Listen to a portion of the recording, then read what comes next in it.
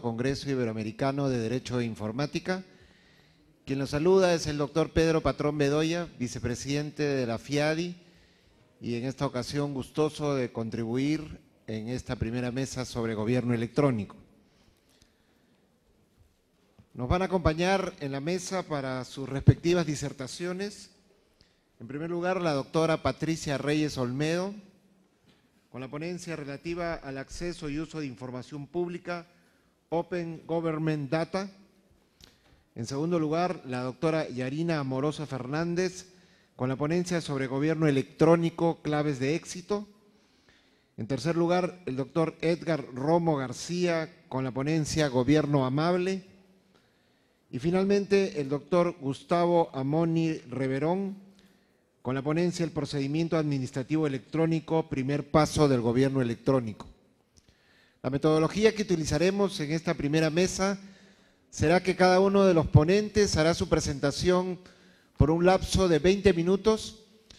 Al término de todas las presentaciones solicitaremos su gentil participación con las preguntas respectivas orientadas a cada uno de los expositores según crean conveniente. De tal manera que vamos a proceder a iniciar pues el desarrollo de esta primera mesa, Gobierno Electrónico, con la exposición de la doctora Patricia Reyes Olmedo. La doctora Patricia Reyes Olmedo es abogada chilena, experta en informática jurídica y en derecho de la información, con conocimientos especializados en sistema de información legislativa, documentación y archivo de información pública y parlamentaria, derecho parlamentario y proceso legislativo. Abogada y licenciada en Ciencias Jurídicas y Sociales de la Universidad de Chile, magíster en Gestión de Organizaciones MBA por la Universidad de Valparaíso, diploma de estudios avanzados en Derecho de la Información y candidata a doctor de la Universidad Complutense de Madrid. Profesora de Derecho y Tecnología de la Universidad de Valparaíso y del programa de magíster en Derecho de la Informática y de las Telecomunicaciones de la Facultad de Derecho de la Universidad de Chile. Finalmente, presidenta del Instituto Chileno de Derecho y Tecnologías. Con ustedes, la doctora Patricia Reyes Olmedo.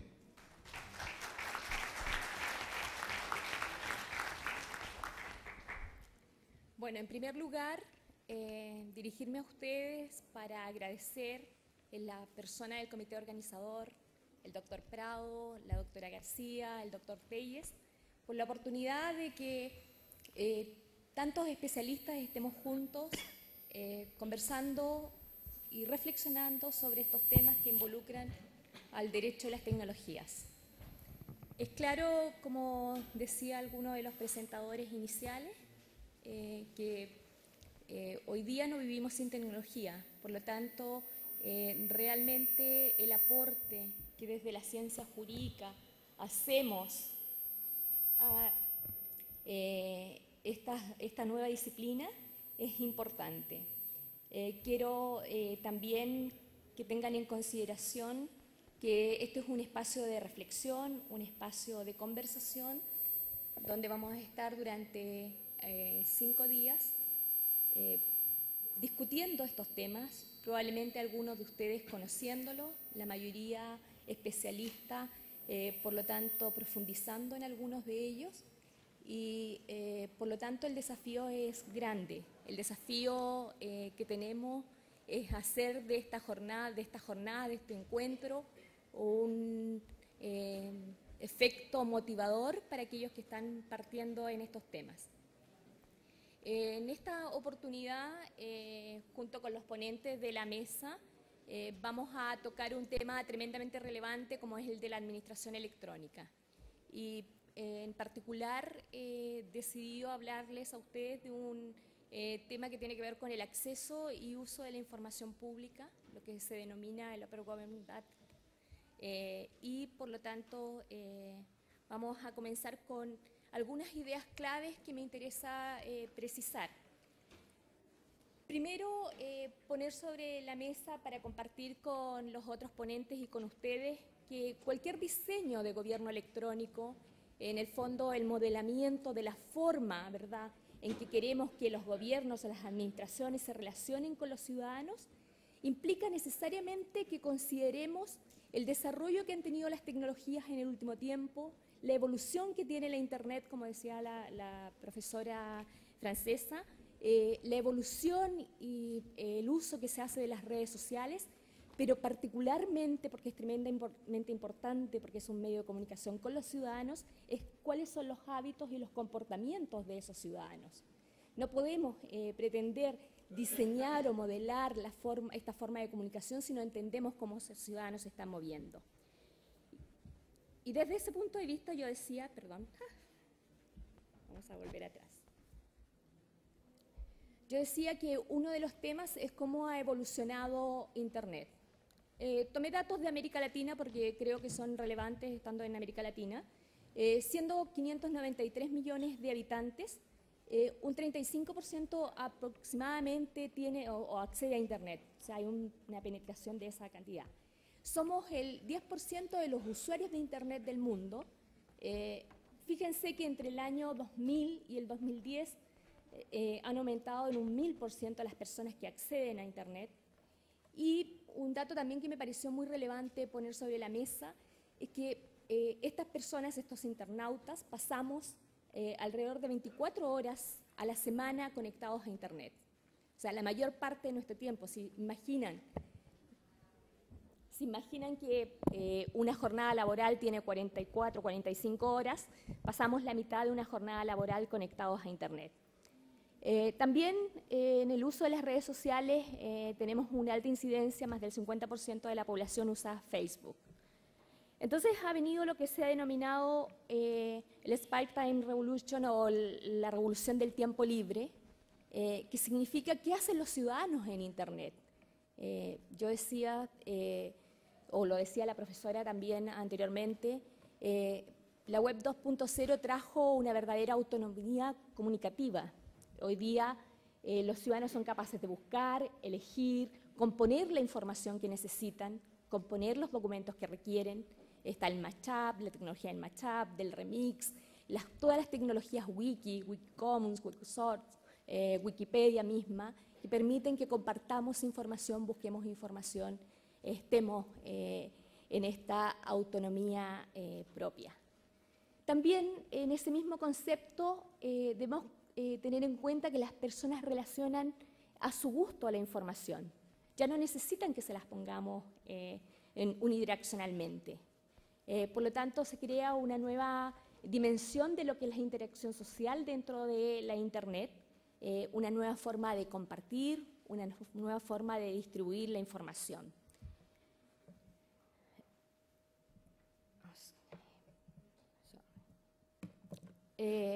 Entonces, lo que los invito a hacer como primera idea es a que redefinamos el escenario que estamos viviendo, el campo de acción, especialmente aquellos que generan políticas públicas, a los que estamos a cargo de generar nuevas formas normativas, es a considerar que esta sociedad que está más comunicada online, que tiene, fíjense, menor confianza en sus representantes, hoy día las personas creen ser capaces de expresarse y de juntar colectivamente o demostrar colectivamente su opinión, más que hacerlo a través de representantes, supone esta democratización de las fuentes de información.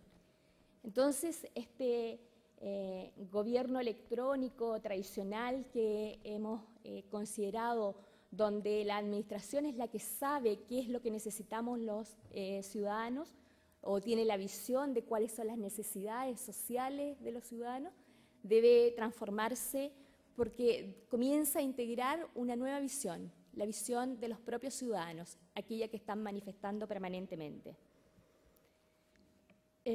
Una segunda idea con esa redefinición es que entendamos cuál es el valor social y económico de la información pública. A este aspecto puedo señalar que hay varios informes, incluyendo uno de la UNESCO del año 2004 que habla del valor de la información pública, de la documentación pública, en que se enfatiza sobre la idea de que ciudadanos más informados refuerzan todas las estructuras sociales y las relaciones de la propia sociedad. Dan mayor seguridad, fíjense, no solo a las transacciones económicas, sino que a las transacciones sociales y, por supuesto, es un fuerte promotor de la innovación. En el estricto sentido de que la información promueve una mayor capacidad de los individuos, un empoderamiento de los ciudadanos que les permite tomar mejores decisiones, generar nuevas ideas. Entonces, esta información en el dominio público, que es la segunda idea que quiero dejarlos, entendemos que aumenta el capital social, aumenta también la fiscalización de parte de los ciudadanos hacia los poderes públicos, aumenta, por lo tanto, por esa mayor fiscalización, la necesidad de las propias organizaciones públicas, ¿verdad?, de ser más transparentes y de cuidar más los recursos públicos. Entonces, hay, en definitiva, y por supuesto, como corolario de todo esto, puede significar que las personas más empoderadas también participan más y, por lo tanto, eso significa un incentivo completo a la democracia. La tercera idea tiene que ver con este derecho de acceso del que tanto se habla, que se ha reconocido, ¿verdad?, ya hace muchos años y está como derecho fundamental, tanto en el artículo 19 de la Declaración Universal de Derechos Humanos como el artículo 13 de la Convención Americana de Derechos Humanos, también en la Convención Europea de Derechos Humanos se señala este derecho a buscar información, a informar y a ser informado como derecho propiamente a la información, el cual comprende, por tanto, este derecho de acceso. No debemos olvidar que también, o comprende también, el derecho al uso de la información. Y cuando hablamos de uso es importante señalar que hay la información como bien básico de una sociedad, no se agota con el uso que haga una persona de él.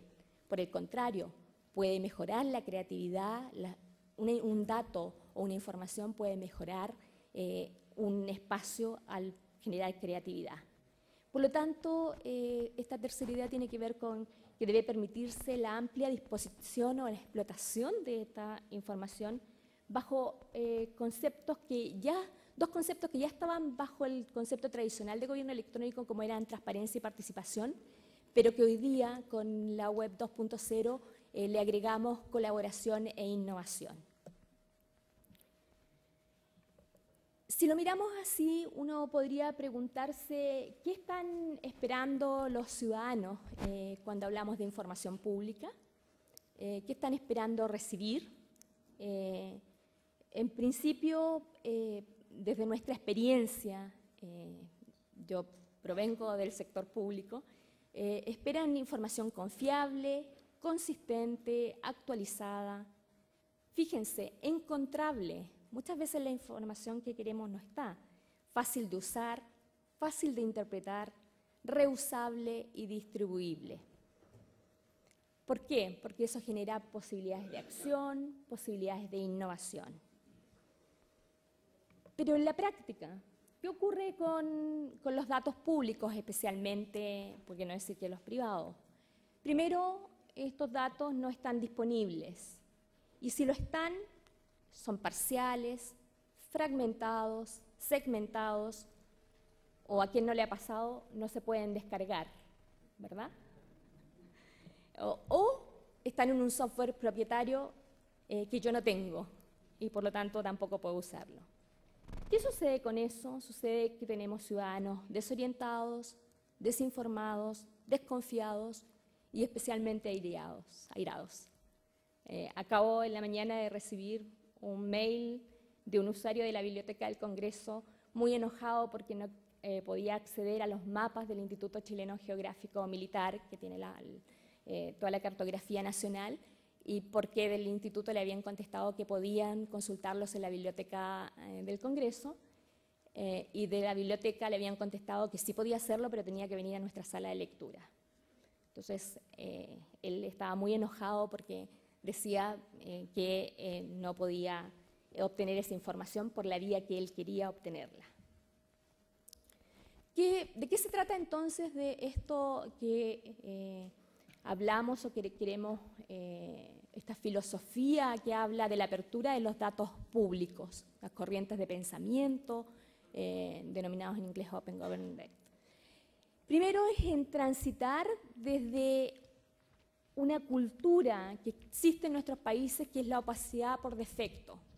Efectivamente, no somos países dados a la transparencia.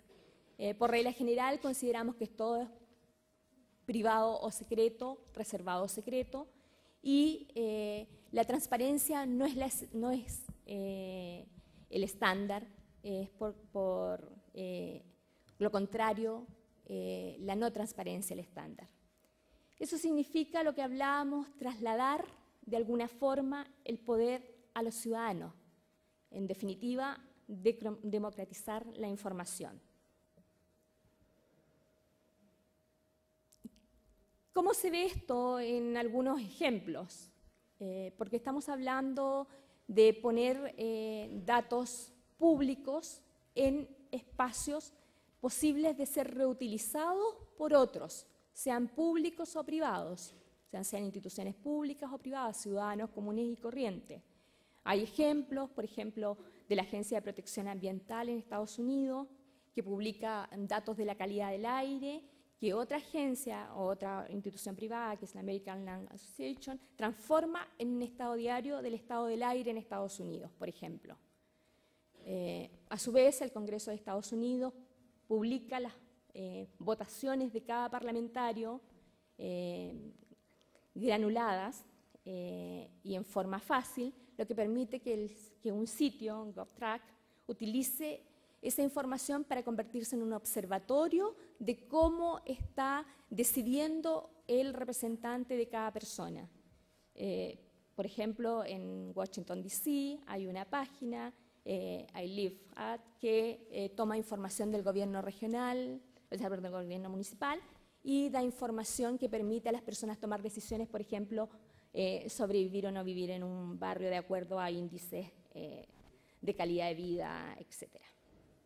Esos son algunos ejemplos. Hay, por ejemplo, ejemplos en Australia de personas que están trabajando, utilizando la información que hay sobre museos y bibliotecas para incorporarlas en tecnología wiki y poner a disposición de las personas colecciones temáticas de arte, horarios de funcionamiento de los museos y bibliotecas, que permite, por lo tanto, generar toda una acción y un beneficio en favor de los otros ciudadanos.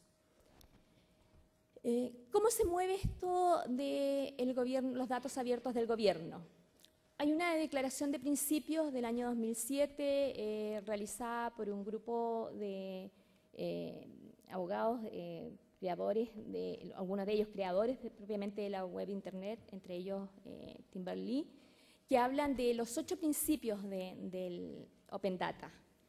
Primero, fíjense el de la completitud. ¿Qué se exige?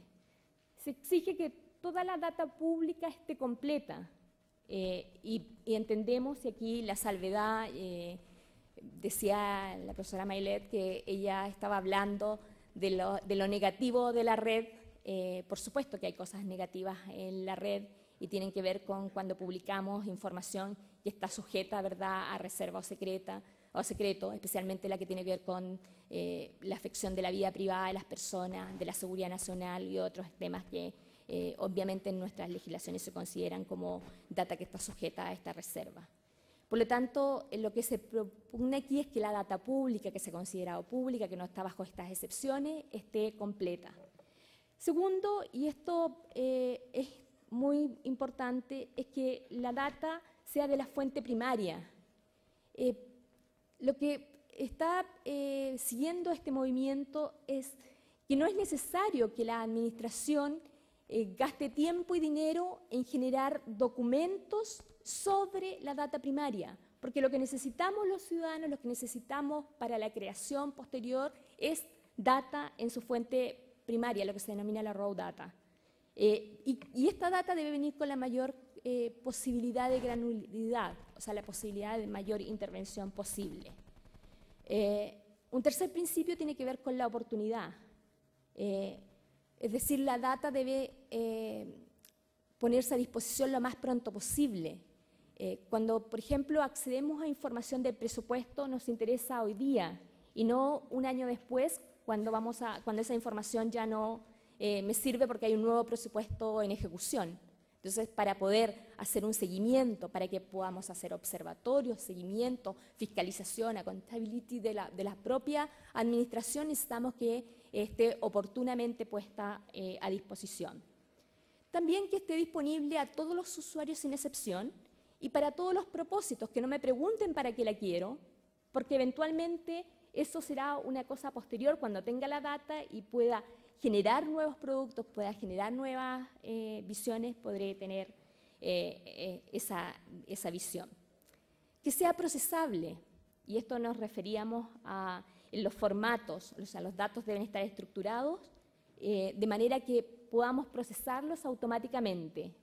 No sé si han tenido la oportunidad de solicitar información.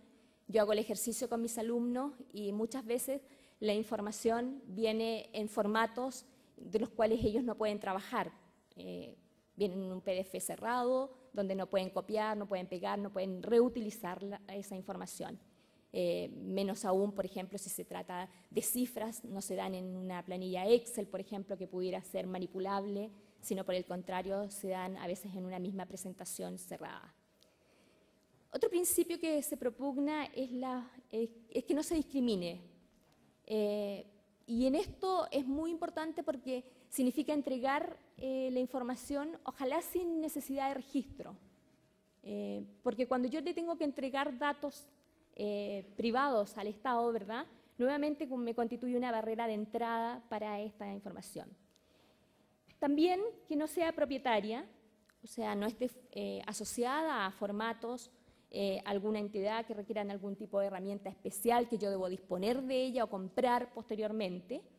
Y por último, que ojalá tenga un licenciamiento libre, no esté sujeta a copyright, patente u otro tipo de derecho que me impida su reutilización posterior. ¿Cuáles son las tendencias legislativas en materia de Open Data?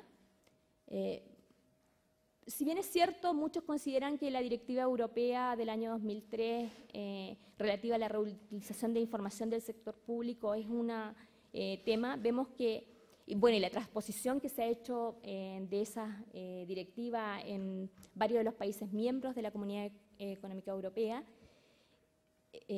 hay varios temas que aparecen en esa directiva que han llevado a que hoy día se esté repensando. Se hizo una encuesta recientemente entre los miembros para evaluar la eficacia que esta ha tenido y especialmente cuáles son los cambios que deberían hacerse en este sentido de promover los principios que señalamos, porque está muy orientada a no la raw data, sino que a la información documental de la Unión Europea.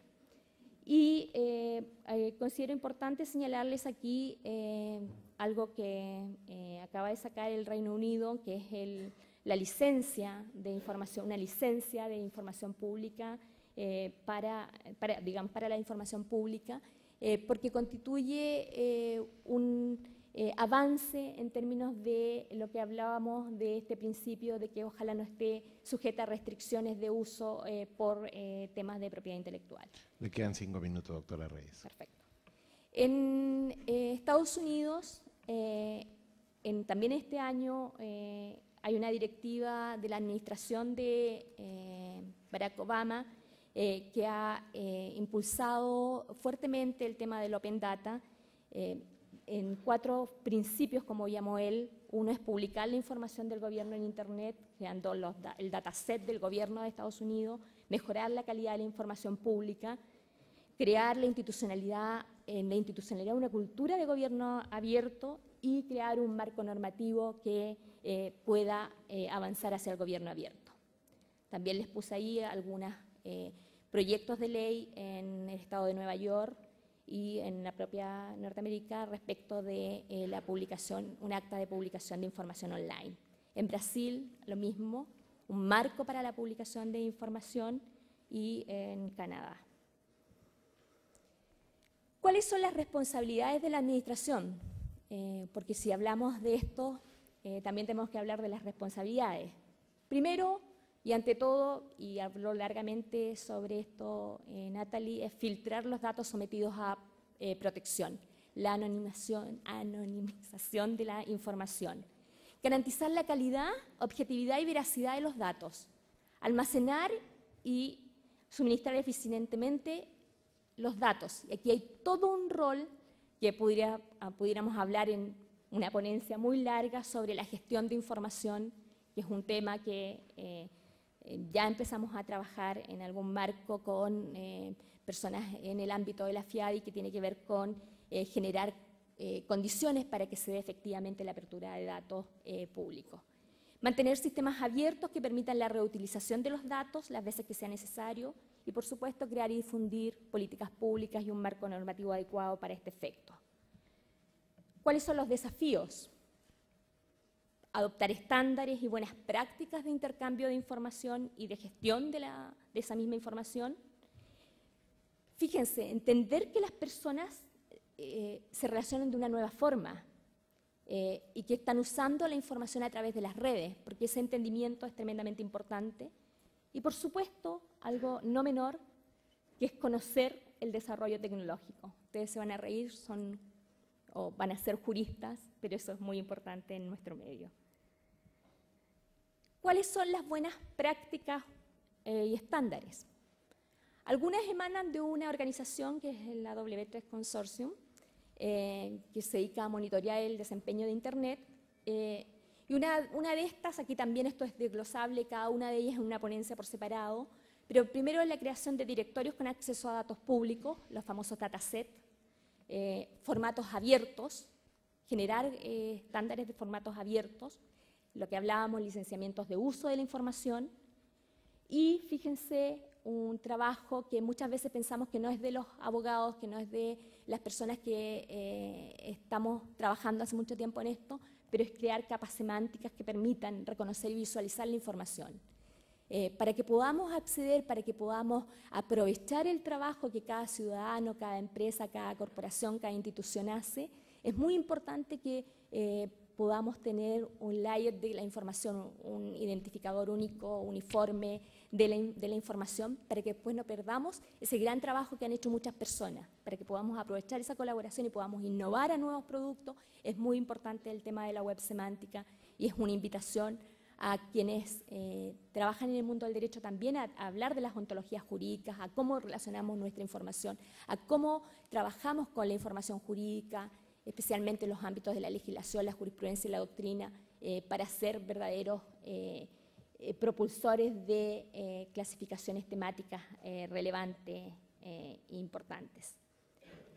Aquí les puse algunos datos para compartir, la presentación va a quedar, hay varios datasets, lo que hablábamos, directorios, hay un catálogo con buscador de directorios de donde hay datos públicos, que se mantiene el directorio del gobierno de Estados Unidos, el del Reino Unido, en España, el gobierno de Asturias, Euskadi, el Ayuntamiento de Zaragoza, y el link a los estándares de que hablábamos. Por último, para concluir, volver a insistir en que la información pública es una forma de infraestructura, es un bien, y por lo tanto tiene el mismo nivel de importancia que otros bienes de infraestructura, el agua, la electricidad. Los datos abiertos habilitan la transparencia y la innovación, por lo tanto deberíamos tener datos abiertos y debemos maximizar a través de la colaboración y la innovación el valor público de la data existente en el Estado. Es responsabilidad de la Administración crear estos estándares y buenas prácticas para trabajar en este sentido.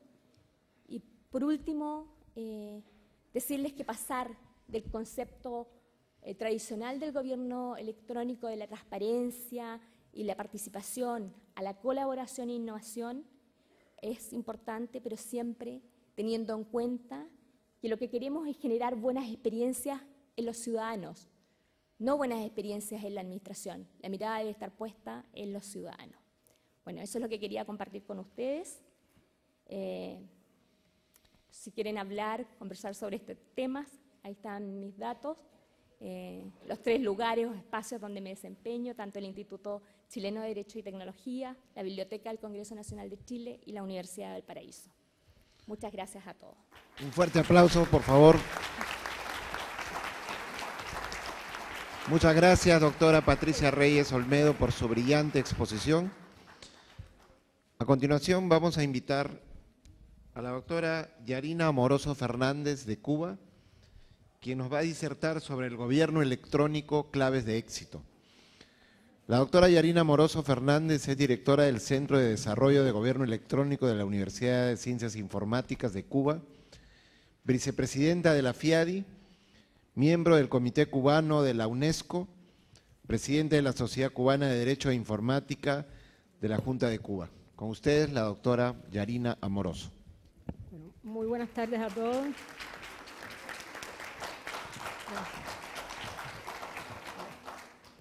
Muy buenas tardes a todos. Gracias por la acogida y quiero ante todo agradecer a los organizadores de este evento el habernos permitido estar aquí compartiendo con ustedes, especialmente a la doctora Mirna y al doctor Julio Telle.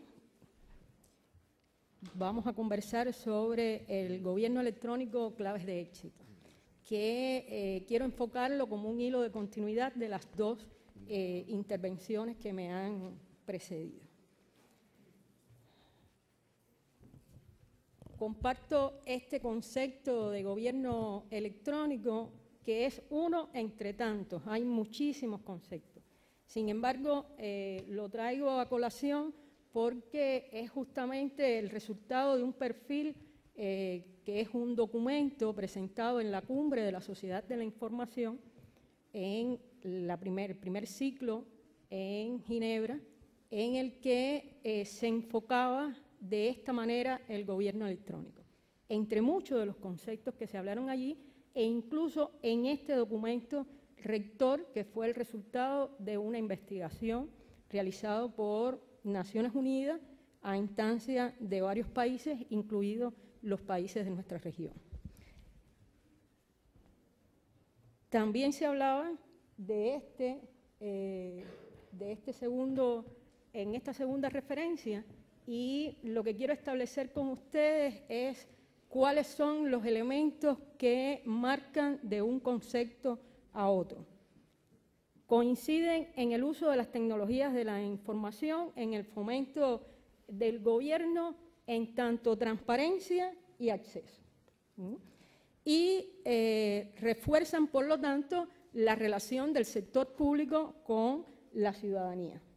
Sin embargo, tiene justamente el enfoque instrumental de qué va a servirse el gobierno para ejercer el mejor ejercicio.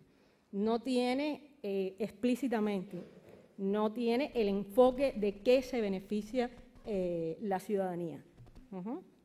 El otro, sin embargo, queda claro que hay también una intención de participación, como mismo lo dice este propio concepto, llamando la atención en tanto que es una fuerte inversión en diferentes elementos, incluyendo el factor humano.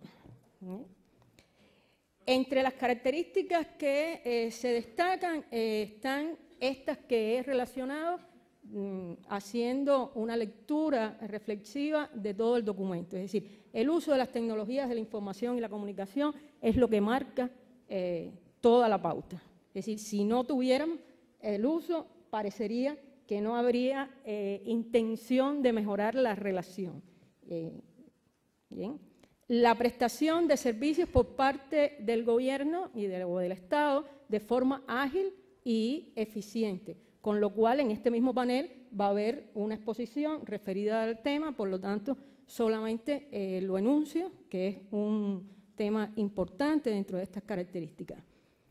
Se enfatiza cada vez más en el resto de los conceptos la participación de los ciudadanos en el proceso de toma de decisiones, es decir, en su incorporación activa a la gestión pública, dentro del marco de transparencia que favorezca el ejercicio de la democracia deliberativa. Sin embargo, están presentes los elementos que en la ponencia anterior Patricia hacía referencia, es decir, realmente hay toda la información disponible en el momento oportuno y la información oportuna para que se realicen estos procesos.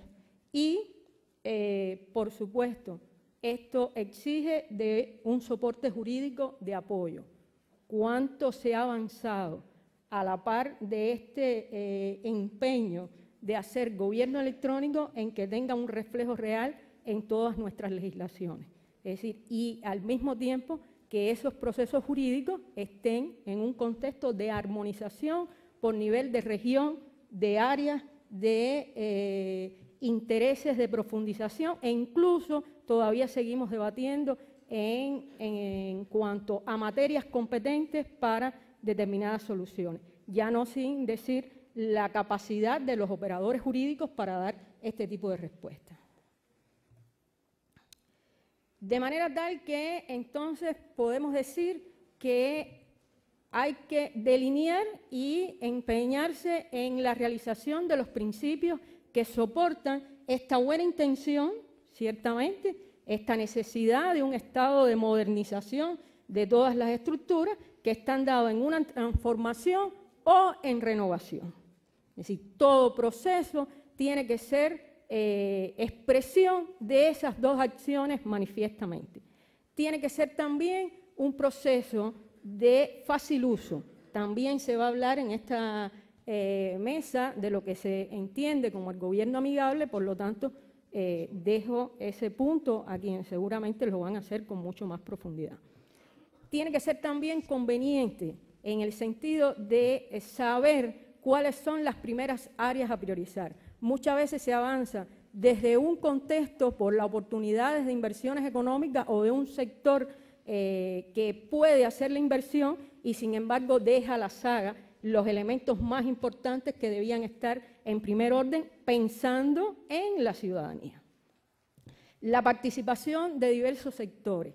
Esto está dado también en esa transformación. Es decir, no se puede considerar hoy por hoy y ha sido siempre desde varios elementos de tanto de Naciones Unidas como de la propia UNESCO al impulsar procesos tales como información para todos, entre programas específicos, la convocatoria a todos los sectores, el sector público, el sector académico y el sector privado en la búsqueda de soluciones que acorten el plazo de las respuestas que siempre son mucho más necesarias en tiempo que lo que realmente a veces se puedan dar. Otro elemento importante y unido a este principio anterior es el principio de la desconcentración y que está dado también en la necesidad de que algunas instituciones tengan la capacidad de o mantener sus ejercicios o sus responsabilidades específicas en el entorno digital o que tengan la capacidad de transitar a una nueva institución, como es el caso de las instituciones de memoria, es decir, de la conservación de la memoria, porque forman parte de algo que explícitamente después me voy a referir, que es la continuidad digital y jurídica dentro de todos estos procesos como presupuesto y principio fundamental para el buen funcionamiento de estas relaciones. Y finalmente, otro de los principios que va marcando y que también se refirió Patricia es este principio de la interoperabilidad del servicio electrónico. Es decir, ya no es quién tiene y quién es el dueño de la información y cómo lo puede hacer accesible, sino transitar a una cultura de compartir información en un espacio que no es de nadie, sino es el espacio de la concertación de los accesos en función del mejor servicio, del acceso a las instituciones para transitar y específicamente para el mejor servicio a la ciudadanía en función de lo que debe garantizar el gobierno. En este sentido, si se cumplen cada uno de esos elementos, pues ciertamente se da esto que estoy dando como una aseveración. Es decir, hay un impacto en la modernización que se hace cuenta de los punto siguiente, y que lo deja ver también ese informe de estudio preliminar. Es decir, el rol del Estado y las autoridades públicas tienen que tener un nivel preponderante desde el punto de vista de permitir la concertación, pero al mismo tiempo guiar el proceso de realización. Y este fue uno de los elementos que se llevan incluso en la agenda del milenio.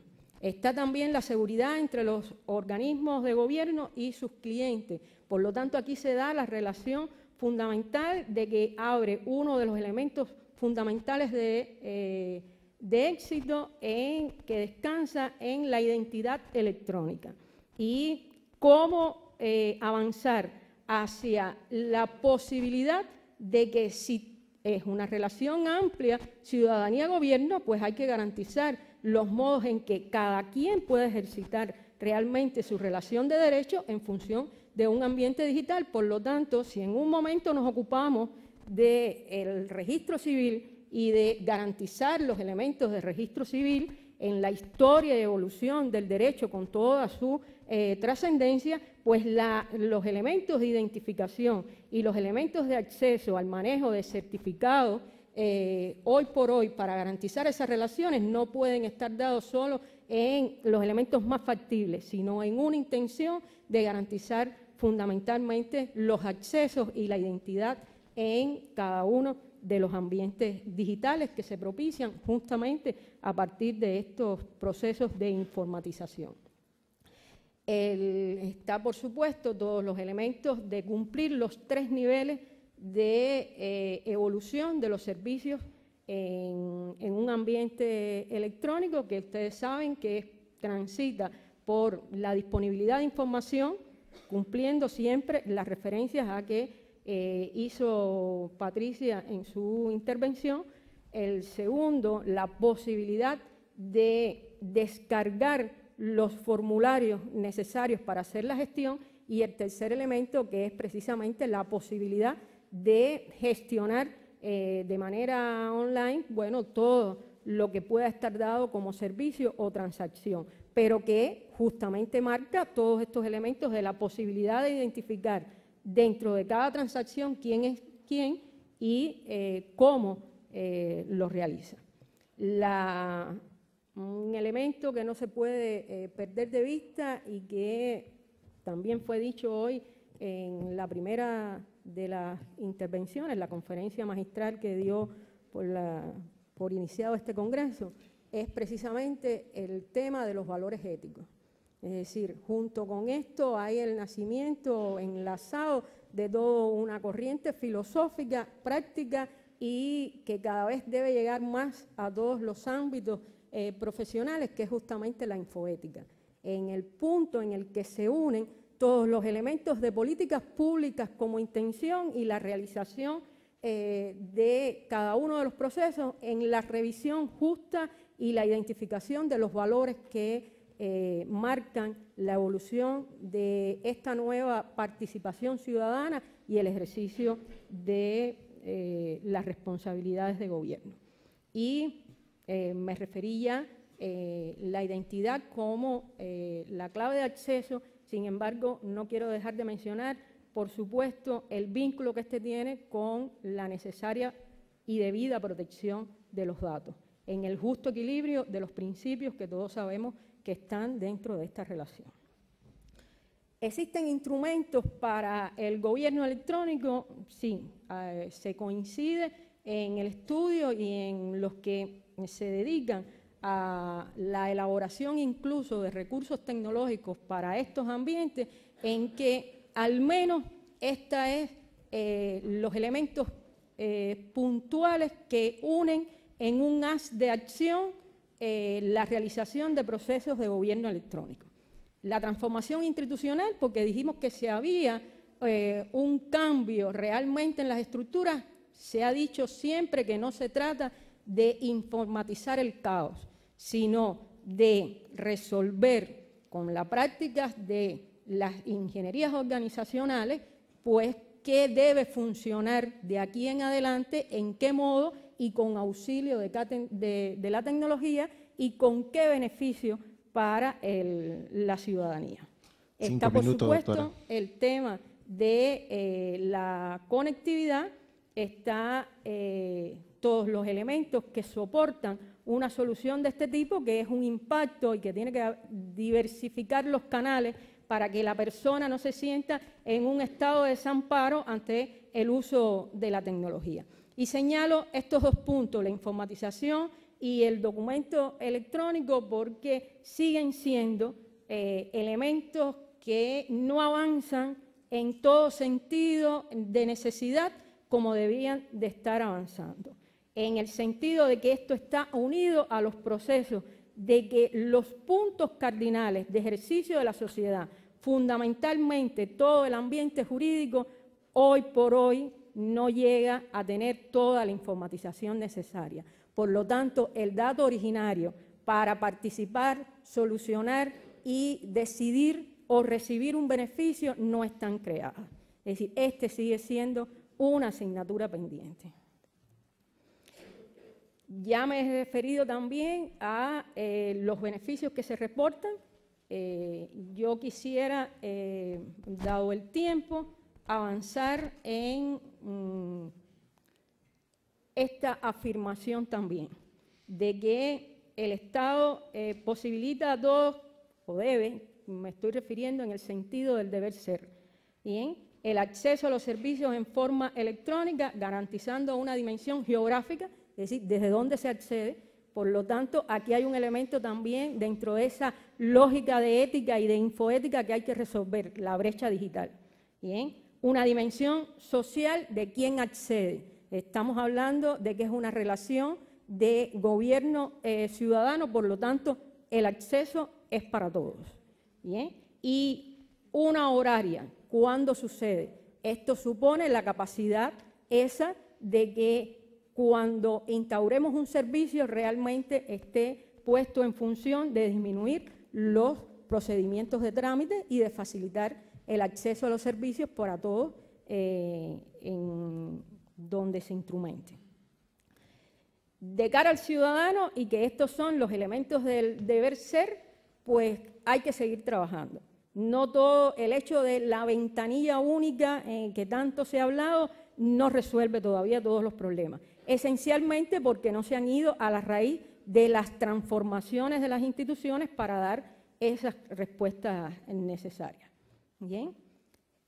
Es dentro de esta relación donde el eslabón de la cadena de confianza sigue estando ubicado en esa identidad digital, para saber qué, quién y cuándo accedió a esos servicios. Bien, nosotros que desde el Centro de Gobierno Electrónico nos hemos dedicado a realizar tecnologías y proyectos en estas dimensiones, hemos identificado estos esquemas de relación donde como modelos de relación todos los elementos que he dicho como principios que deben estar presentes o como elementos que caracterizan a la solución de implantaciones de estructuras para el gobierno electrónico deben estar presentes, que tienen una expresión con relación a los alcances, tienen una expresión desde el punto de vista de la arquitectura general que deben tener estos sistemas, hablando propiamente en la estructura informática. Por supuesto, el impacto y la nueva dimensión de las bases de datos, el elemento de la interoperabilidad y cuyo modelo de desarrollo estamos participando conjuntamente con la colega Patricia y también utilizando como modelo de estudio el caso de Brasil, que es también de renombre y de reconocido resultado en la región. El riesgo está latente, que es lo que quiero dejar como última reflexión. Como les decía, es el de la continuidad digital y el unido al principio de continuidad legal, porque, vuelvo y repito, no es solo introducir tecnología en las estructuras de gobierno, es retomar los principios fundamentales que inspiraron en su tiempo a los estudiosos que fundamentalmente desde la filosofía del derecho se plantearon la informática jurídica y las soluciones, cual respeto a los principios fundamentales de derecho resueltos con auxilio de las tecnologías y los elementos también de una nueva dimensión del derecho, que es esa que se da del impacto social de las tecnologías sobre la realidad, que es reconocido como derecho de la tecnología, pero que sin duda alguna todos los que estamos aquí somos actores de un nuevo derecho. Y esa es nuestra principal convocatoria, hacer gobierno electrónico desde el nuevo derecho y con las tecnologías adecuadas, inspirados en la informática jurídica. Muchas gracias. Un fuerte aplauso, por favor. Agradecemos a la doctora Yarina Amoroso por su participación. Invitamos, por favor,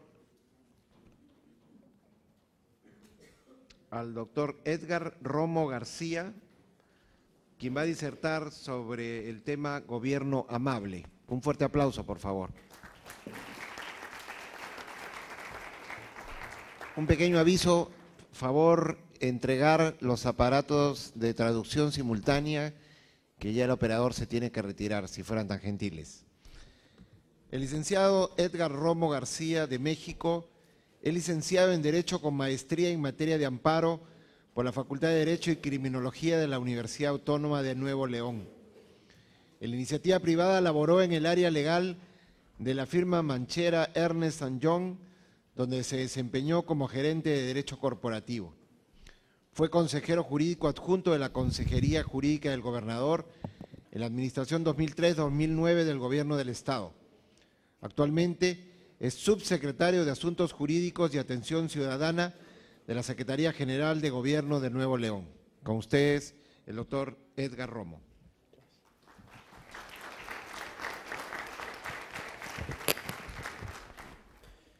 Muchas gracias. Buenas tardes a todos. El tema que nos convocaron hoy es platicarles un poquito de lo que está haciendo el gobierno del Estado de Nuevo León, precisamente en el poder hacer uso o potenciar el uso de las tecnologías de la información y de las comunicaciones que se han venido desarrollando ahora en nuestra sociedad. Aquí hablamos de dos temas y también me gustaría tratar de hilar lo que los compañeros antes expusieron. Y el primero, bueno, pues fue Open Data, que fue acceso a la información pública, mejor conocida aquí en el Estado de Nuevo León como transparencia gubernamental a través de medios electrónicos. Y el segundo tema fue el gobierno electrónico, que me pareció muy completo con todos esos aspectos.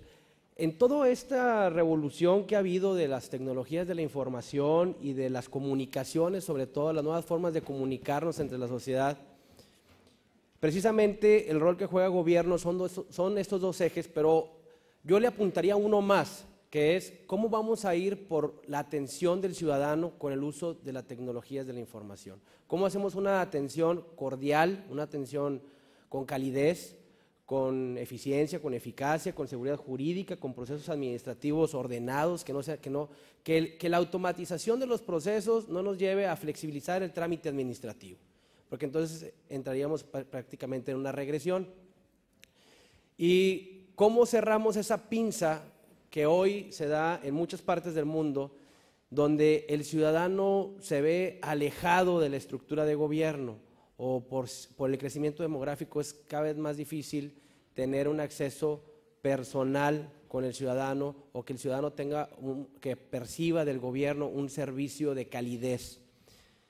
El gobernador, el licenciado Rodrigo Medina de la Cruz, nos instruyó a establecer un sistema de atención ciudadana en el Estado, precisamente para proyectar un gobierno amable, haciendo el uso de las tecnologías, precisamente de la información, y tener pues muchos de los atributos que ahorita mencionaron, sobre todo la creatividad y la innovación, para poder tener o entablar una nueva comunicación con los nuevoleoneses, potenciando lo que la tecnología hoy nos da, que es tener un mayor rango de acercamiento o de alcance con los ciudadanos.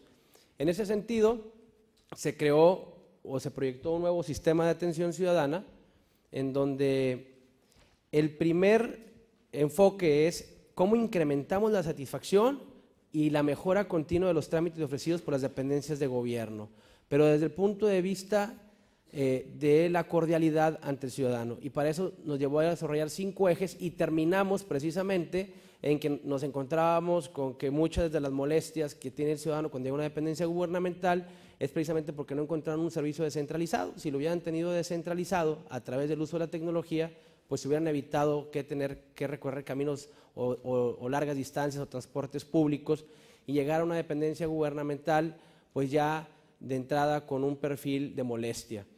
También nos encontramos que para poder llegar a un gobierno amable, como fue que lo podemos identificar a este nuevo sistema de atención ciudadana, bueno, pues necesitamos procesos que estén automatizados, necesitamos procesos que sean eficaces, más eficientes, tiempos oportunos de respuesta, y la solución por la gran carga de trabajo que existe hoy en las dependencias gubernamentales la encontramos precisamente en el uso de la tecnología.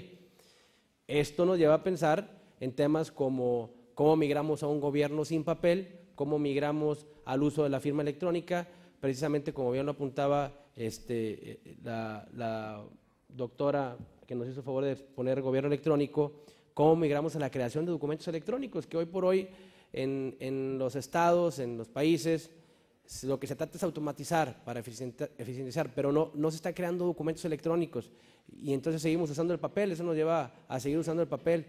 No se está creando ni siquiera con la responsabilidad que debiera estar el uso de la firma electrónica, el uso de una única firma electrónica que nos permita utilizarla en el gobierno federal, en el gobierno estatal, en el gobierno municipal. Entonces, la idea es cómo vamos coordinando para que en Nuevo León tengamos precisamente una huella electrónica cada ciudadano reconocida a nivel local, al menos, y que tenga protocolos suficientes para poder compartir con los bancos, para poder compartir con los procedimientos europeos, para poder compartir con los procedimientos federales que se llevan de manera electrónica.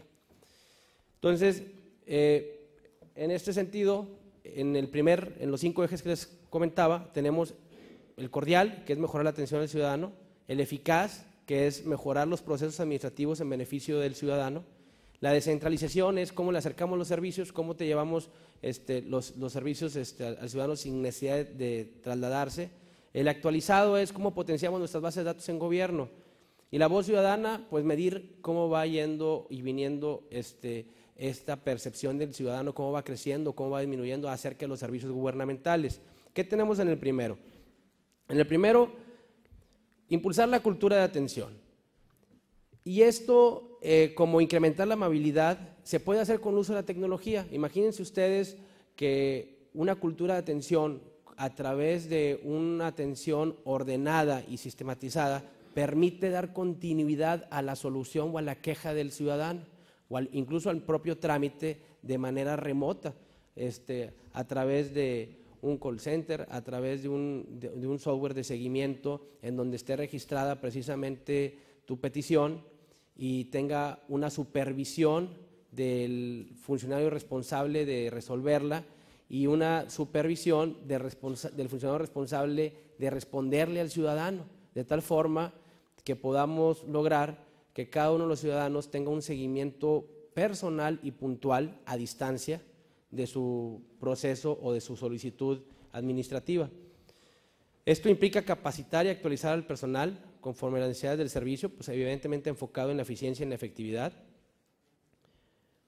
La implementación de ese sistema, bueno, implica un modelo básico, como son desde sistemas de respuesta telefónica homologadas, que muestren un gobierno coordinado, que muestren un gobierno unificado, como es la publicación y la difusión de los requisitos y de los procesos administrativos. Entre más difundamos el requisito administrativo que exige un trámite, bueno, pues vamos a tener ciudadanos que más cumplen con esos requisitos, y para poderlos difundir tenemos que hacer uso de la tecnología y tenemos que atender a varios ciudadanos a la vez.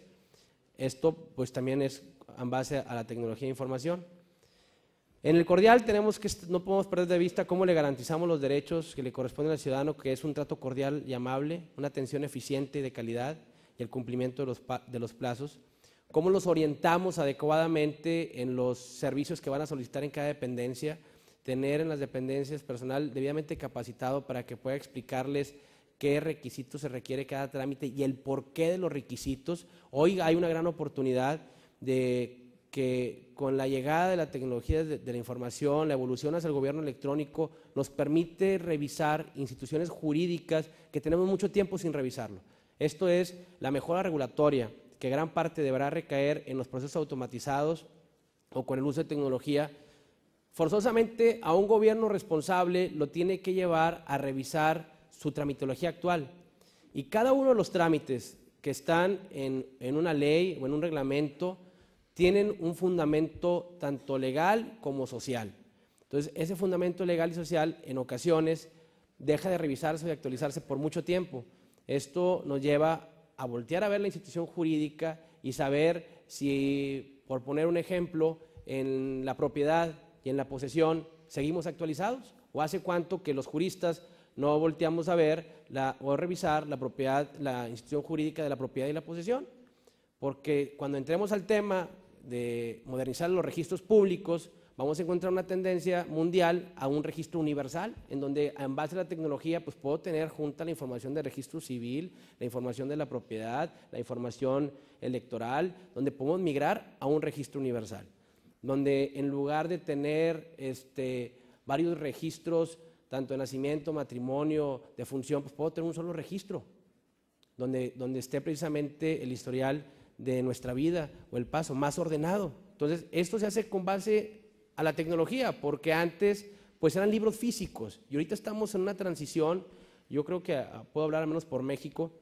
en donde seguimos corriendo procesos administrativos dobles, uno con el uso de la tecnología, con procesos automatizados, y otro seguimos llevando el registro en papel, en libros físicos. Entonces el libro y el documento que tú llevaste, que concluyó en un ingreso de datos a un sistema informático y que ese sistema informático arrojó, por decirles, un acta de nacimiento, pues ya está completo para el gobierno y está completo el acta de nacimiento, pero descuidamos quién auditó el libro y quién auditó los requisitos que se cumplieron para que se pudiera dar esa resolución gubernamental, porque corremos dos procesos, porque corremos uno en papel y otro en un sistema. Si estuviéramos todos corriendo el proceso en el sistema, si tus requisitos, como bien lo exponían las compañeras, tengamos procedimientos administrativos que garanticen una gestión pública sin discriminación, una gestión pública completa, precisamente con todos los formatos disponibles, bueno, pues podrías cumplir estos requisitos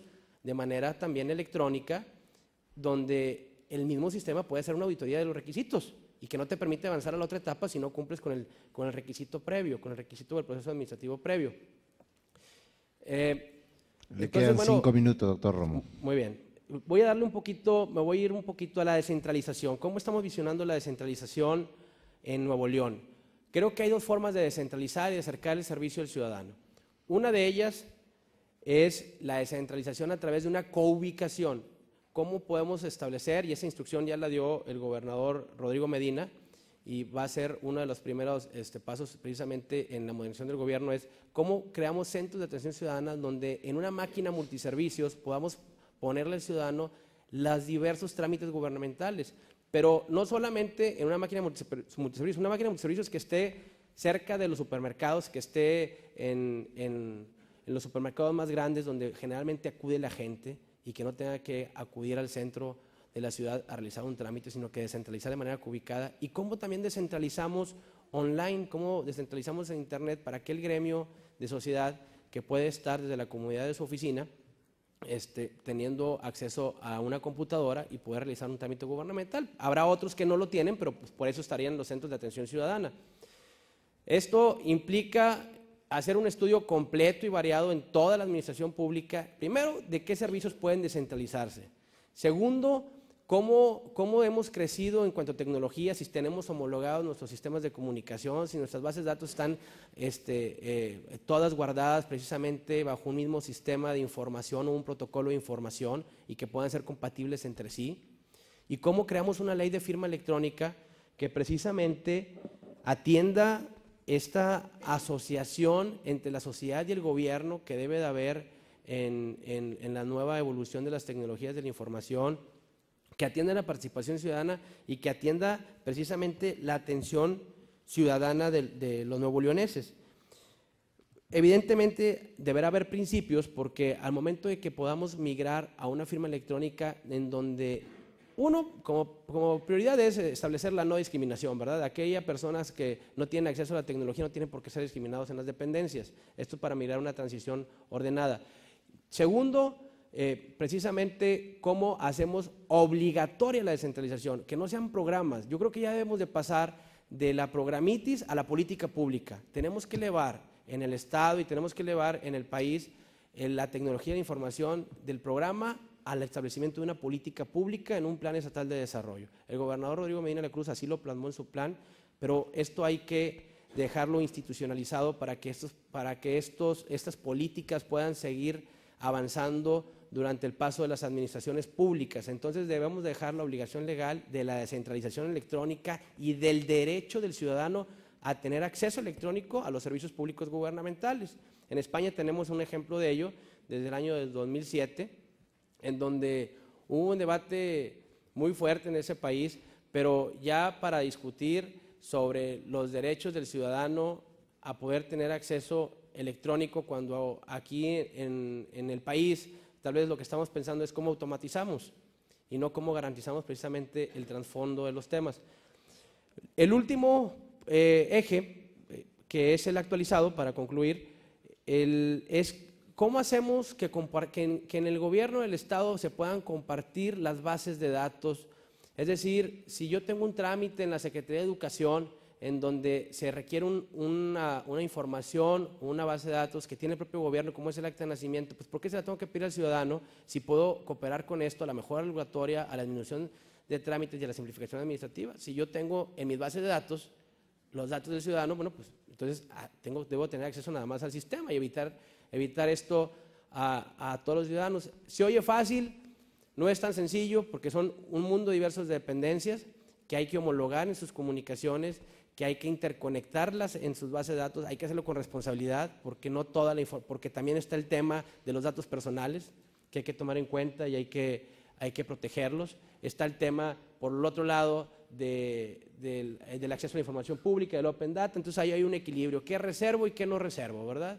Qué es confidencial y qué no es, y cómo tengo yo la confianza que a través del medio electrónico se está respetando esa confidencialidad.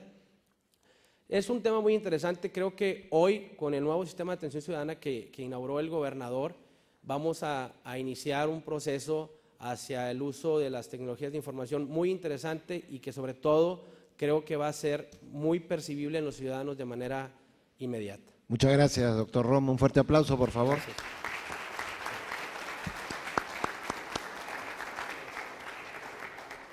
A continuación, vamos a presentar al doctor Gerardo Hinojosa de México. Él nos va a disertar sobre el tema documentos electrónicos firmados, integridad de la información, accesibilidad y no repudio. Invitamos al doctor Hinojosa que nos acompañe en el podio. El doctor Hinojosa es ingeniero y licenciado, egresado de la Facultad de Ingeniería Mecánica y Eléctrica de la Universidad Autónoma de Nuevo León, donde estudió la carrera de ingeniero en electrónica y comunicaciones. También es egresado de la Facultad de Derecho y Criminología de la misma casa de estudios, donde cursó la carrera de licenciado en Derecho. Ha desarrollado gran parte de su carrera profesional en el servicio público, donde ha laborado para el gobierno del Estado de Nuevo León durante 18 años. Ha trabajado permanentemente en el desarrollo de la función de informática para las dependencias y organismos estatales. Se ha desempeñado en diversos cargos de las áreas de informática y fue director de informática de la Secretaría General de Gobierno durante casi 10 años. Ha participado en el desarrollo de diversos proyectos de modernización y de tecnología de la información para las dependencias de la Administración Pública Estatal y actualmente se encuentra trabajando en iniciativas sobre el uso de la firma electrónica en los procesos gubernamentales y servicios a la comunidad, así como en el desarrollo de proyectos de sistema de integración de información para la toma de decisiones. Con ustedes, el ingeniero Hinojosa.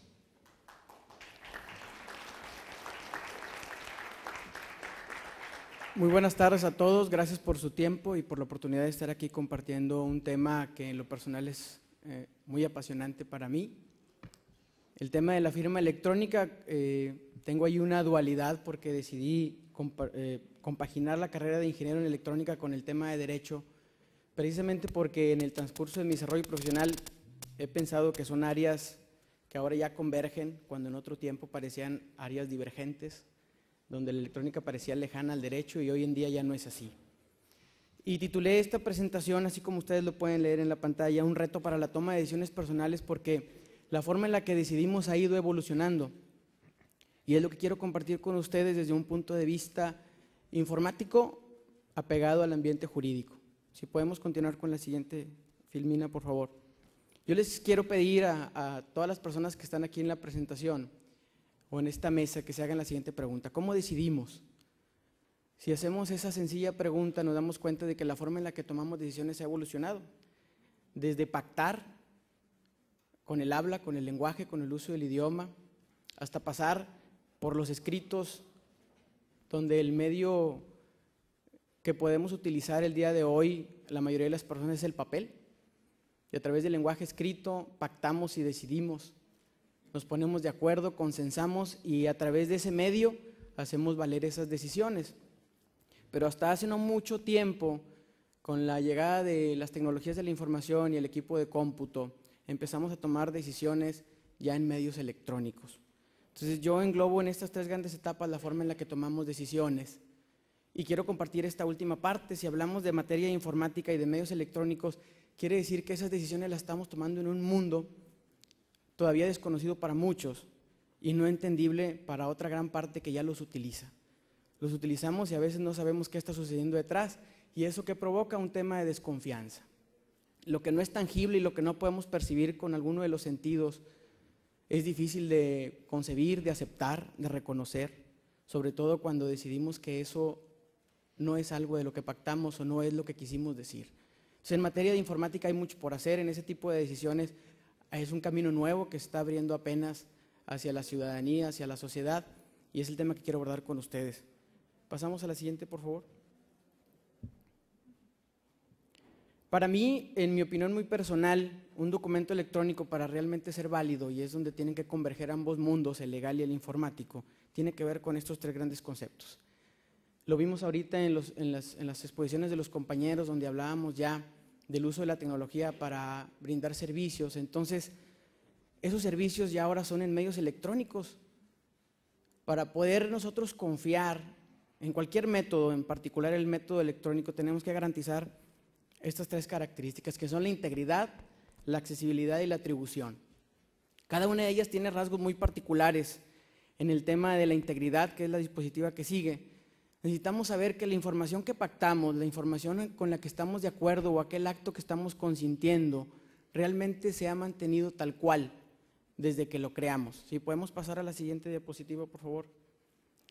Es importante que en ese aspecto nos contestemos la siguiente pregunta: ¿cómo es que garantizamos que la información que se contiene en un documento electrónico no ha sido alterada con el paso del tiempo, desde que la creamos? Y obviamente, ¿qué tan confiable es el método con el que lo generamos, con el que lo comunicamos, con el que lo almacenamos? Esa pregunta es muy importante a la hora de planear un nuevo sistema de información y al mismo tiempo a la hora de crear las normas que lo van a regular o con las que vamos a trabajar. Esto significa que tenemos que asegurarnos que el documento original, electrónico, se mantenga intacto con el paso del tiempo. Eso nos lleva a una siguiente característica, que es la característica de la accesibilidad, que es la siguiente diapositiva. En esa característica de la accesibilidad ahora tenemos que asegurar que ese documento electrónico que tiene vida solamente en el mundo electrónico, realmente lo podamos acceder aún quienes no conozcamos detrás cómo es que se crean esos documentos. Si podemos pasar a la siguiente diapositiva, por favor. ¿Esto qué es? ¿Cómo garantizamos que el contenido de un documento, obviamente creado en medios electrónicos, pueda ser consultado con el paso del tiempo sin alteraciones? Vayamos un poquito, ustedes seguramente forman parte de esa generación que ya utilizó el equipo de cómputo para estudiar, para hacer tareas y demás. Y se han dado cuenta cómo hay dispositivos que hasta hace un año eran útiles y un año después ya son inservibles, ya no son compatibles como les llamamos. Y hay información creada en medios electrónicos hasta hace no mucho tiempo, 2, 3 años, que los nuevos mecanismos de resguardo de información ya no dejan que lo podamos consultar en nuevos medios. Ese es un reto para quienes nos dedicamos a la tarea de diseñar sistemas de información para garantizarle a la comunidad y a las personas que hacen uso de estos medios que lo que ahorita están pactando con el paso del tiempo pueda ser consultado de manera inalterable. Esto nos dice que los medios de consulta normalmente ahora difieren de los medios de creación. Son diferentes. Lo pueden ver con formatos de grabación de video. La evolución de la videograbación, desde pasar por el estándar de beta hasta lo que hoy conocemos como DVD y otros medios de comunicación. Hoy seguramente hay cualquier cantidad de videos guardados en esos medios de almacenamiento que no pueden ser consultados por nadie, pero que ahí están. Esto se convierte muy delicado cuando ese tipo de decisiones, ese tipo de información ahí tiene que ver con nuestro aspecto personal. ¿Por qué? Porque el papel de alguna manera ha garantizado que el paso del tiempo nos permite de alguna manera, después de los años, poder saber qué fue lo que se pactó o qué es lo que está grabado ahí. Y obviamente el más importante de todos a la hora de confiar en algo, el tema de la atribución, de quién hizo qué, se vuelve realmente algo digno de tomarse en cuenta. ¿Por qué? Porque todos necesitamos responsabilizarnos de lo que hacemos y al mismo tiempo que lo que está ahí guardado pueda ser atribuible a alguien. Si pasamos a la siguiente diapositiva, donde hablamos del concepto de atribución, ¿cómo podemos garantizar que las personas que participan en cualquier acto son quien dicen ser y que realmente son ellos quienes están expresando su voluntad? Como ya no hay contacto visual vía los medios de comunicación, los medios electrónicos de comunicación, ahora el contacto persona a persona pues ya no existe, pero sin embargo deberemos de tener la garantía de que quien está del otro lado es quien dice ser. Esos tres elementos, en mi opinión, engloban el reto que tenemos tanto la gente que trabaja con temas legales como quien trabaja con sistemas de información. Tienen que converger en un punto en el que puedan acordar y estar siempre a la par de los avances tecnológicos. Definitivamente el aspecto legal pues siempre va detrás de un comportamiento social nuevo. Normalmente las tecnologías de la información sobrepasan los avances tecnológicos, sobrepasan lo que va normándolos, lo que nos va atribuyendo. Si podemos pasar a la siguiente. Sí. Esto es muy sencillo. Hablamos de la firma como un aspecto muy particular donde damos fuerza o afirmamos algo, donde estamos de acuerdo. Si damos a la siguiente diapositiva, por favor. Y como firma, que es el medio idóneo para asegurar o para estar de acuerdo con un contenido, estos son los tres elementos que la caracterizan. Por una parte es identificativa porque nos liga al acto que estamos llevando a cabo, por otra parte es declarativa porque da la señal de que tenemos la voluntad de obligarnos y finalmente al día de hoy la firma nos sirve como prueba. Sin embargo, si pasamos a la siguiente diapositiva, ahora hablamos de una nueva especie de firma. Partimos de esta que es la firma autógrafa, que no es más que esa serie de símbolos que nosotros decidimos que es la nuestra y con la que nos obligamos a un contenido que estamos firmando normalmente en papel. Y pasando a la siguiente diapositiva, ahora hablamos del tema de firma electrónica, que es una nueva característica y una nueva forma de expresar el consentimiento. Si pasamos a la siguiente diapositiva, ahora hablamos de datos que en forma electrónica, y quiero resaltarlo, porque hablamos de un nuevo mundo en el que comunicamos información, que es el aspecto electrónico, donde nos permite identificar a la persona que lo está creando, comunicando, transmitiendo en relación con los datos que están ahí consignados.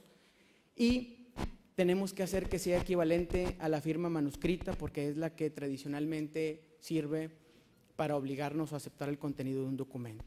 Si pasamos a la siguiente, por favor. Esta tablita, bueno, anterior a esta está el tema de firma simple y firma avanzada, que en los métodos tradicionales la firma simple es un usuario y una contraseña que nos permite acceder a algo. Y sin embargo, la firma electrónica avanzada es la que está bajo nuestro exclusivo control y que con ella podemos firmar un documento electrónico de tal suerte que se mezclan ambos conceptos y lo hace distintivo de nosotros. Si pasamos a la siguiente. Esto es la tablita que yo considero como equivalencia funcional de ambos mundos. En el tema de la firma autógrafa, los elementos personales de voluntad y signo único de cada uno de nosotros, ambas tienen esa atribución y esa característica.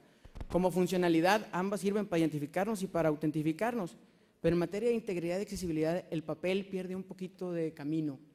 ¿Por qué? Porque puede ser alterable y es muy difícil a través de los métodos científicos al día de hoy reconocer esas alteraciones. Puede ser destruido de una forma más simple que los datos electrónicos. Los datos electrónicos, existen métodos científicos que nos permiten asegurar que están íntegros desde su creación y que podemos accesarlos con el paso del tiempo. Adelante, por favor. En el proceso de firmado le voy a pedir a quien está manejando la presentación que vaya dando clics para ir viendo y explicar cómo se va creando este proceso de firma electrónica avanzada. Partimos de un mensaje de datos que nace en un mundo electrónico y este proceso de digestión es parte de una técnica electrónica que mezcla el contenido de la información con un proceso previamente decidido que se llama encriptación. Posteriormente tenemos una llave privada que es la que creamos bajo nuestro exclusivo control, que la pasamos por ese método, aplicamos esa firma electrónica y como resultado tenemos un documento firmado electrónicamente. Parece simple todo lo que estamos viendo aquí, pero en realidad hay todo un método detrás y es de lo que los quiero sensibilizar.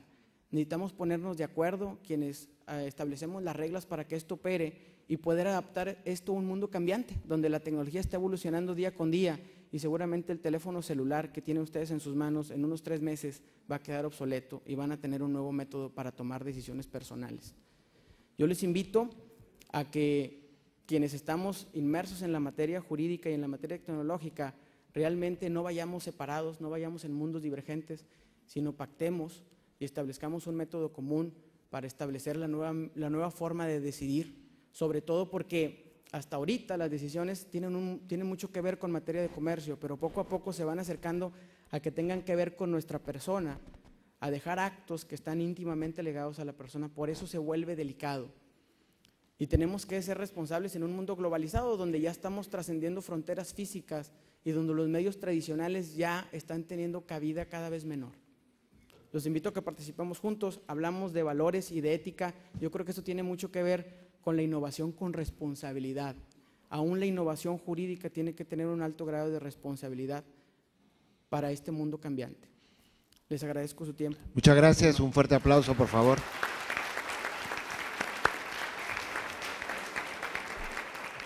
Vamos a concluir nuestra jornada inicial del día de hoy con la última exposición a cargo del doctor Gustavo Amoni Reverón de Venezuela, quien nos va a disertar sobre el procedimiento administrativo electrónico, primer paso del gobierno electrónico. El doctor Amoni Reverón es abogado summa cum laude de la Universidad de Carabobo, tesista de las especializaciones en Derecho Administrativo y en Ciencias Penales y Criminológicas de la Universidad Católica Andrés Bello, abogado auxiliar de la Sala de Casación Penal del Tribunal Supremo de Justicia. Cuenta con 3 publicaciones: La responsabilidad patrimonial de la Administración Electrónica en Venezuela, editada en la revista de la Contratación Electrónica número 102 de Madrid, el 2009. En segundo lugar, La contratación electrónica de seguros en Venezuela, en la revista Nueva Época número 28, Bogotá, 2007. Y finalmente, Regulación electrónica de Internet como elemento de gobierno electrónico en Venezuela, Derecho y Tecnología número 9, Táchira, Venezuela, 2007. Con ustedes, el doctor Amoni.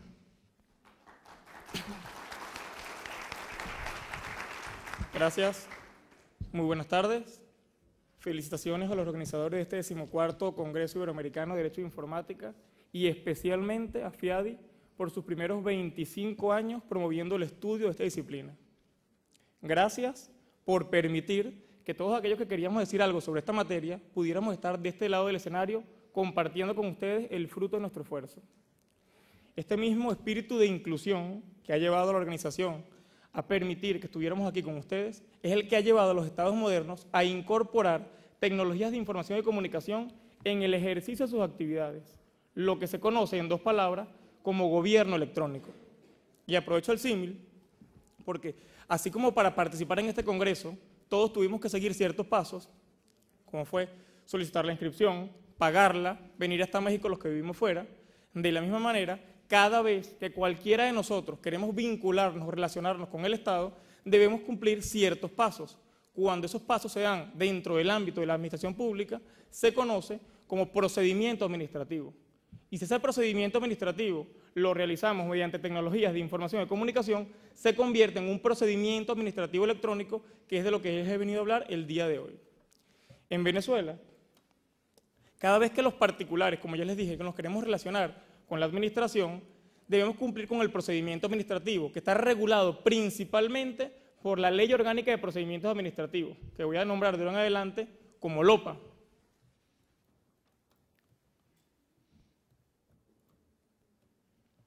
Para saber si este procedimiento administrativo podemos realizarlo en Venezuela mediante las tecnologías de información y comunicación, debemos estudiar si a la LOPA podemos aplicarle las tecnologías de información y comunicación, que represento como TIC en la presentación.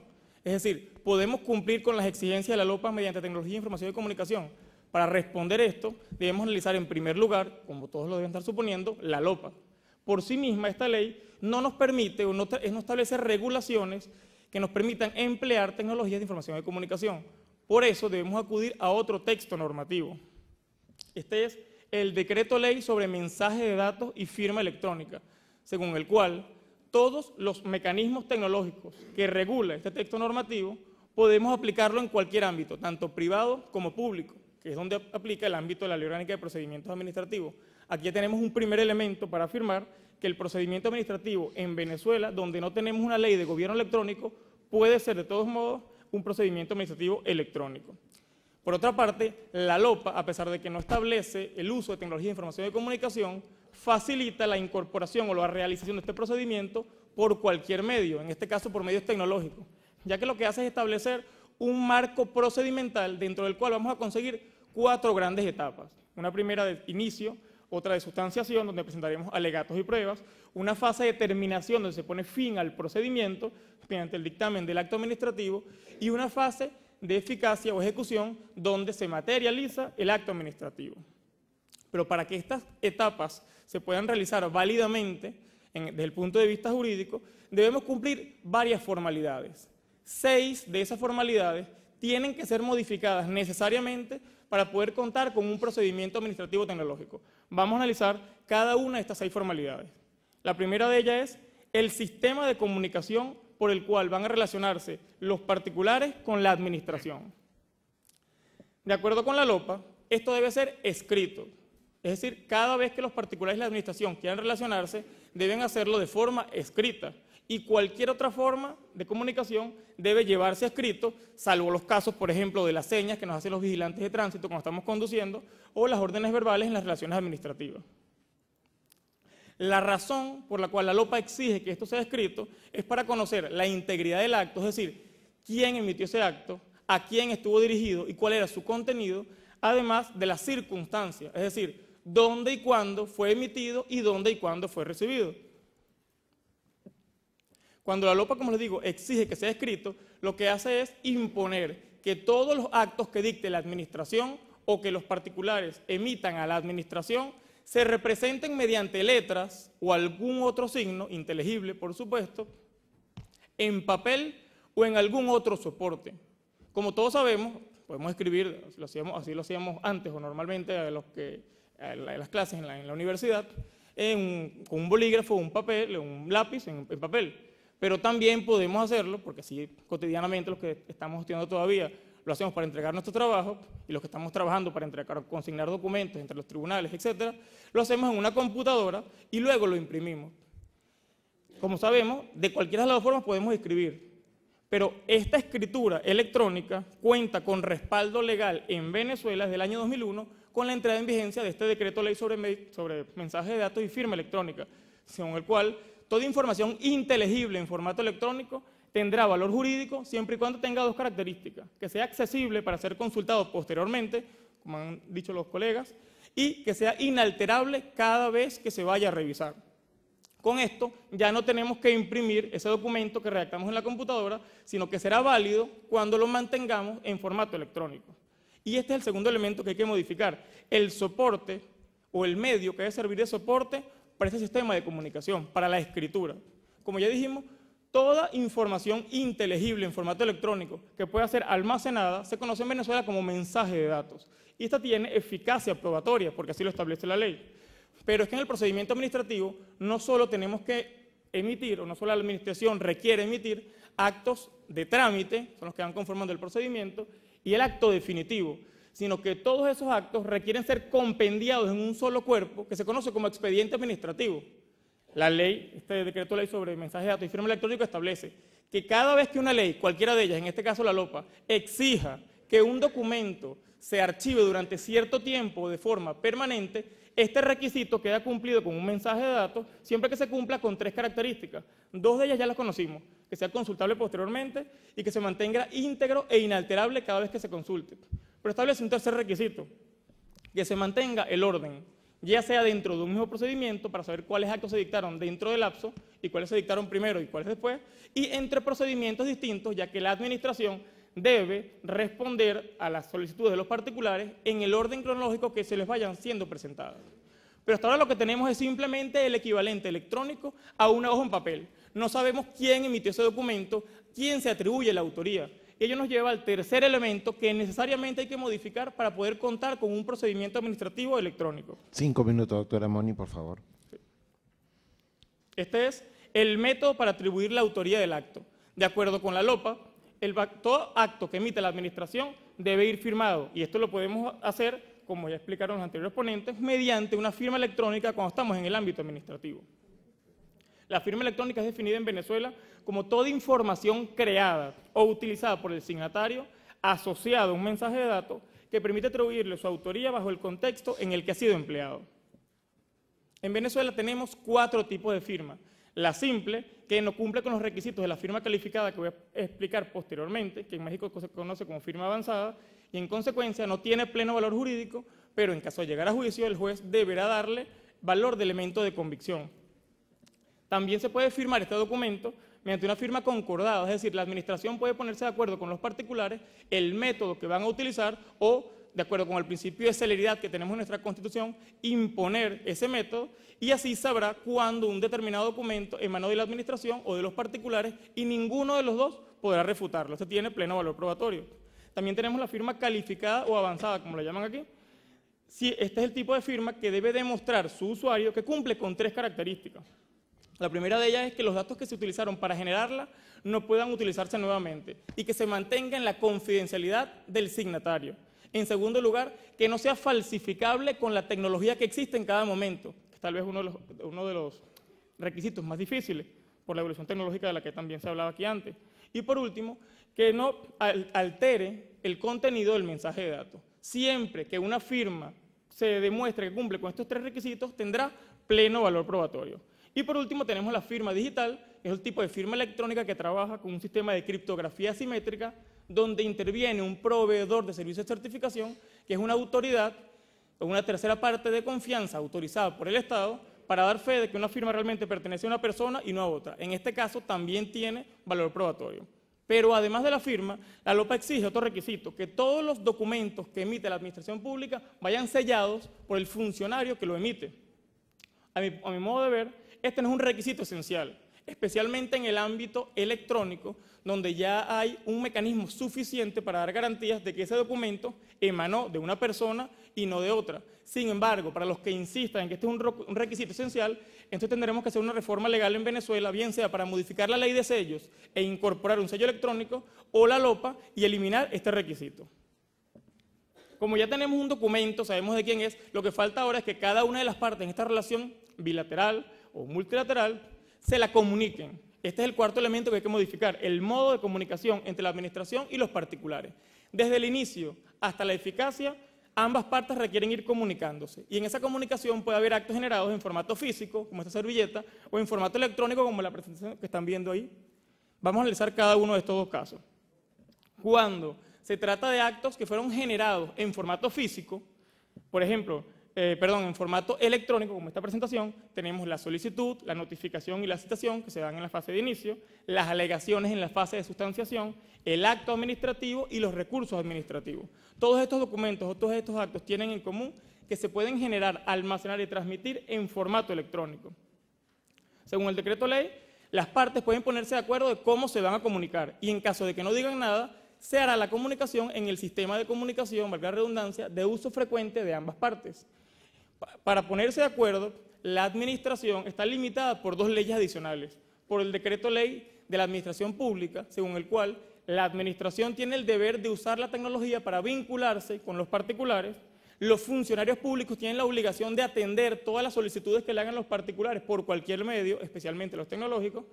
Y lo que es más importante, la administración pública debe mantener una página web en la cual los particulares pueden comunicarse con ella. Es decir, este medio que van a pactar los particulares con la administración, o que en base al principio de celeridad y eficacia previsto en la Constitución venezolana debería ser impuesto por la administración, será en la página web, o debería ser en la página web que debe tener todo órgano público.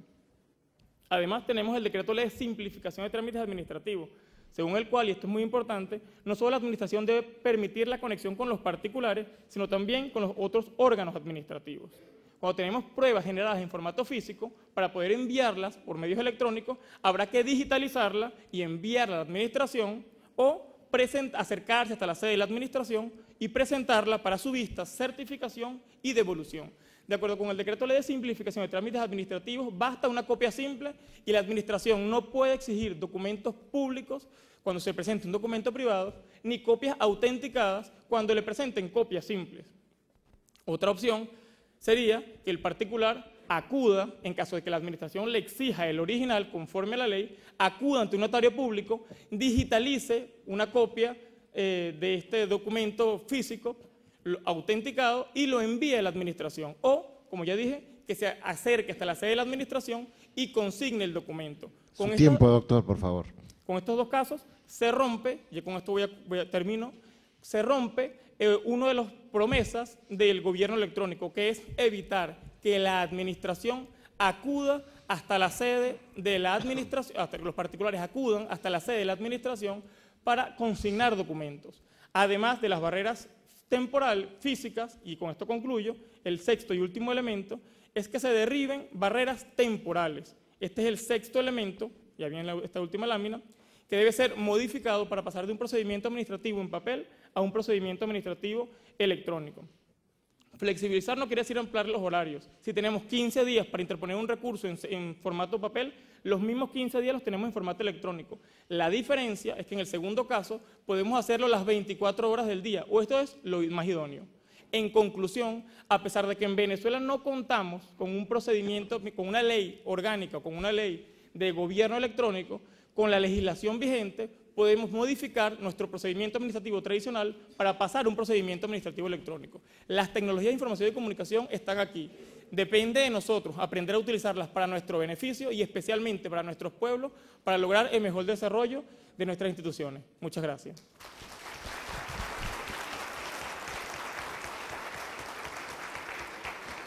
No cabe duda que nuestros congresos se engalanan cuando tenemos un brillante estudiante universitario que nos ha disertado el día de hoy y a quien lo vamos a comprometer en otra oportunidad para que, sin la tiranía del tiempo, nos pueda seguir ilustrando con sus conocimientos y que lo siga profundizando.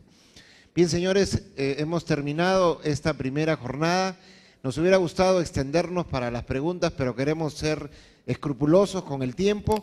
Tenemos los correos electrónicos de nuestros importantes conferencistas para cualquier consulta y de cualquier manera todos vamos a seguir en el Congreso para cualquier consulta adicional. Muchísimas gracias. Muchísimas gracias y aquí le tomo la palabra ahora. Muchísimas gracias, doctor.